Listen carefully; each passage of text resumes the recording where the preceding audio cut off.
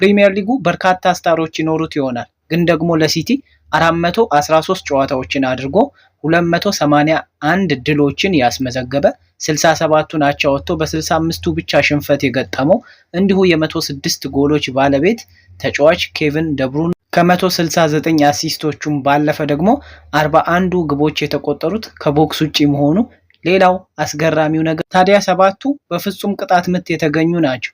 1140ዎቹን ደግሞ የግብ ዕድሎች የፈጠረው ለቡድን አጋሮቹ ነው። ከዛ ውስጥ 941 የሚሆኑትን ራሱ ሞክሯቸው። እሱ ከተጋጣሚዎችህ መሃል አንዱ ከሆነ የቱ ጋር እንኳን መቆም እንዳለብህ በደንብ ማረጋገጥ ሊኖርብህ ይችላል። ኬቪን ደብሩይነ በፕሪሚየር ሊጉ ላይ በተለይ ደግሞ በ2015 ወደ ሲቲ ቤት ከመጣ ጊዜ ጀምሮ የቱ ጋር ሆኖ ኳሱን እንደሚሞክረው እንኳን እስከማናቅ ድረስ ለተከላካዮች ፈተና ነበረ። የቱ ጋር ሆነው የእሱን ኳስ ማዳን እንዳለባቸው ግራ እስኪገባቸው፣ ግብ ጠባቂዎች እስኪርበደበዱ፣ ተከላካዮች እሱን ለማስቆም የተቻላቸውን ሁሉ አድርገው ግን ደግሞ ሲያቅታቸው፣ በተለይ እሱን ዲፌንድ ለማድረግ እሱን ለመከላከል እሱ የሚመታውን ሾት የበለጠ እንግዲህ ብሎክ ለማድረግ ሲቸገሩና እሱ ከተመቸው ቦታ ጋር ሙከራውን አድርጎ ወይ ግብ ወይ ደግሞ እንዲሁ ለቡድን አጋሮቹ የግብ ዕድልን ሲፈጥር ከዛ ባለፈ ወይ አሲስት ሲያደርግ በርካታ ተከላካዮች ሲቸገሩ የተመለከትነው የሲቲ ተጫዋች። አሁን ታዲያ ኬቪን ደብሩይነ በራሱ አንደበት በውድድር ዘመኑ መጠናቀቂያ ላይ ከፕሪሚየር ሊጉ እንደሚለያይ በተለይም ሲቲን ለቆ እንደሚሄድ እንግዲህ ራሱ ተናግሯል። ፔፕ ጋርዲዮላም ቢሆን ቅር ያለው ይመስላል። በእርግጥ በሱ መሄድ ላይሆን ይችላል ቅር ያለው፣ ግን ደግሞ ካሳለፉት ነገር አንጻር በተለይ ይሄ ተጫዋች በሲቲ ቤት ውስጥ ሆኖ ያሳለፋቸው ነገሮች ኢቭን እንኳን የሲቲን ደጋፊ ይቅርና የፕሪሚየር ሊጉን ወዳዶች ሁሉ ሊያስከፋ የሚችል የበለጠ ሊያስናፍቅ የሚችል አይነት ጊዜን ነበረ የሰጠን፣ አይነት ፐርፎርማንስንም ጭምር ነበር የሰጠን።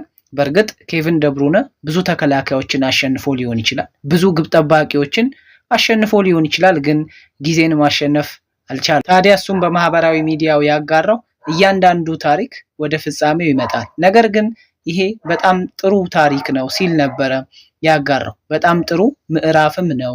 በ2018-19 የውድድር ዘመን ላይ 974 ደቂቃዎችን ብቻ ነበረ የተጫወተው። የዛኔም ቢሆን ጉዳት ነበር እንጂ እንዲሁ በፐርፎርማንስ መውረድ የተነሳ አልነበረም። ግን ጉዳት ሲያስቸግረው ያልኳችሁን 974 ደቂቃ የተጫወተበትን የውድድር ዘመን ነበር የምናስታውሰው። ከዛ ቀጥሎ ግን እንዲሁ በሚሻለው ግን ደግሞ አሁንም ቢሆን አናሳ ደቂቃን የተጫወተው በዘንድሮ የውድድር ዘመን ላይ ነው፣ 1102 ደቂቃ። ግን ደግሞ ኬቪን ደብሩይነ ከነ ግርማ ሞገሱን አልነበረም አይደል? የዘንድሮ የውድድር ዘመን ላይ እንግዲህ ይህን ያህል ሲጫወት የተመለከትነው ከነ ድሮ ክብሩ ከነ ድሮ የአስፈሪነት ሞገሱ ጋር አልነበረም። ደብሩይነ እንግዲህ ያው እናውቃለን አይደል? በቼልሲ ቤት ውስጥ ካልታመነባቸው ተጫዋቾች መሃል አንዱ እሱ ነበረ። ልክ እንደ ሞሳላ ሁሉ በተለይ ደግሞ አሰልጣኝ ጆዜ ሞሪኒዮ ካላመኑባቸው ተጫዋቾች መሃል አንዱ እሱ ነበር። ቦታም አልሰጡትም ነበር በተለይ በወቅቱ ከነበረው ከቼልሲ ስብስብ አንጻር። ግን ደግሞ ራሱን ወደ ጀርመን ሄዶ ማግኘቱ እጅግ በጣም እንዲያስደንቀው ሆኗል።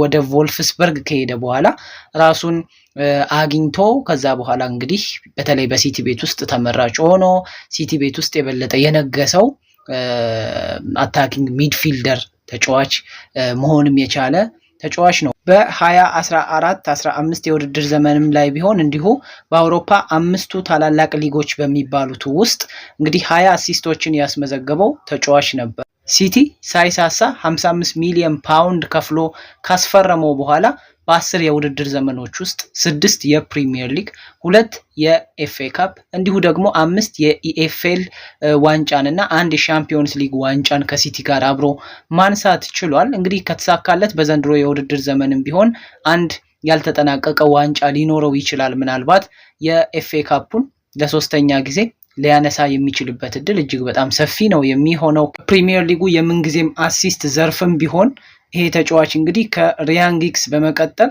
ሁለተኛውን 118 ያህል አሲስቶችን በፕሪሚየር ሊጉ ላይ ማድረግ ችሏል። ታዲያ 117ቱ ደግሞ የማንቸስተር ሲቲ ናቸው። አንዷ ብቻ ነች በቼልሲ ቤት ውስጥ ገብቶ አሲስት ያደረገ። ያው እንደሚታወቀው ሪያን ጊግስ 162 አሲስቶችን ማድረግ የቻለው የፕሪሚየር ሊጉ ድንቅ የቀድሞ የማንቸስተር ዩናይትድ ተጫዋች እንደሆነ ይታወቃል። በአውሮፓ አምስቱ ታላላቅ ምርጥ ሊጎች ውስጥም ቢሆን ብዙ አሲስት ካደረጉ ተጫዋቾች መሃል ከሴስክ ፋብሪጋስ ቀጥሎ ነው የሚቀመጠው። እንግዲህ ሴስክ ፋብሪጋስ 846 ያህል ማድረግ ችሏል። ሁለተኛው እንግዲህ ኬቪን ደብሩነ ነው ወደ 830 ያህል ማድረግ የቻለው። ምናልባት ቁጥሮች ሊቀየሩ ይችሉ ይሆናል፣ ግን ደግሞ ሶስቱን ያደረገው ለቼልሲ ነው ከ830 ውስጥ ማለት። ወደ ሲቲ ከመጣም በኋላ እንግዲህ በርካታ የግብ ተሳትፎ ካላቸው ተጫዋቾች መሃልም አራተኛ ደረጃ ላይ ይቀመጣል። የመጀመሪያው ሞሳላ ነው ወደ 267 ያህል የግብ ተሳትፎ ያለው የፕሪሚየር ሊጉ ሌላኛው ተጫዋች ነው።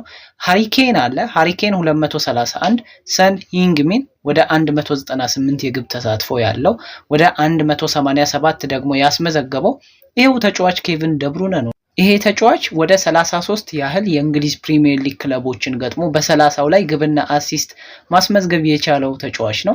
የሳውዛምፕተንም ጭምር አለቃ ነው ማለት እንችላለን። 4 ግብና 10 አሲስት ማድረግ የቻለው በ13 ጨዋታዎች ብቻ ነው እና እነዚህን ቁጥሮች ለማስመዝገብ 13 ጨዋታ ብቻ ነበረ ሊበቃው የቻለው። ያ ማለት ከተጫወተበት ጨዋታ ይልቅ እሱ የነበረው የጎል ተሳትፎ፣ እሱ የነበረው የአሲስት ተሳትፎ በተለይ በሳውዛምፕተን ላይ የበለጠ ገናና። ታዲያ በሌሎቹም ላይ ቢሆን ቀላል የሚባልን ቁጥር አይደለም ያስመዘገበው። ለምሳሌ አርሰናል ላይ 8 ጎል 4 አሲስት፣ ክሪስታል ፓላስ ላይ 4 ጎል 8 አሲስት፣ ኒውካስትል ላይ 3 ጎል 8 አሲስት፣ እንዲሁ ደግሞ ሊቨርፑል ላይ 4 ጎል እና 7 አሲስት ማስመዝገብ የቻለው የፕሪሚየር ሊጉ ድንቅ። ታዲያ ፕሪሚየር ሊጉ ላይ 117 አሲስት እና 70 ደግሞ ግቦችን ለማስመዝገብ የተጫወተው ወይም የበቃው ወደ 277 የፕሪሚየር ሊግ ጨዋታዎችን ማድረግ ብቻ ነው። በ72 የሻምፒዮንስ ሊግ ጨዋታዎች ደግሞ እንዲሁ 16 ግብና 25 አሲስት።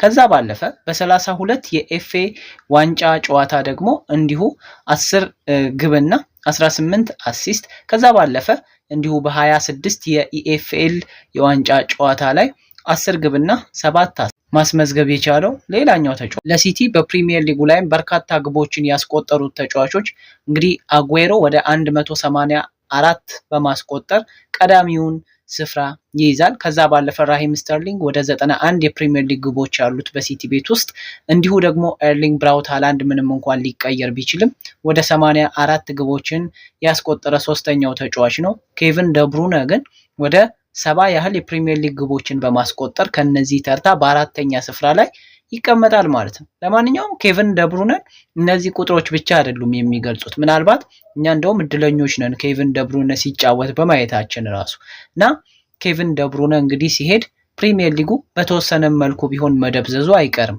ግን ደግሞ ኬቪን ደብሩነ ምንጊዜም ከአይምሯችን የማይጠፋው የወደፊቱ ምርጡ ተጫዋች ነው እያለን የምናነሳው። በተለይ እንግዲህ ከዚህ በኋላ የሚመጣው ትውልድ ምናልባት ደግሞ እግር ኳስን አሁን ያላየው ትውልድ በደንብ ሊቀናበት፣ እሱን ባለማየቱ ሊቆጭበት ከሚችሏቸው ተጫዋቾች መሃል ዋነኛው ነው ብዬ ነው የማስበው፣ በተለይ ደግሞ በሚያደርጋቸው አሲስቶቹ። ለማንኛውም የእናንተ ሀሳብ ምን ይመስላል? ሀሳባችሁን ኮሜንት ሴክሽን ላይ ማስፈር ትችላላችሁ።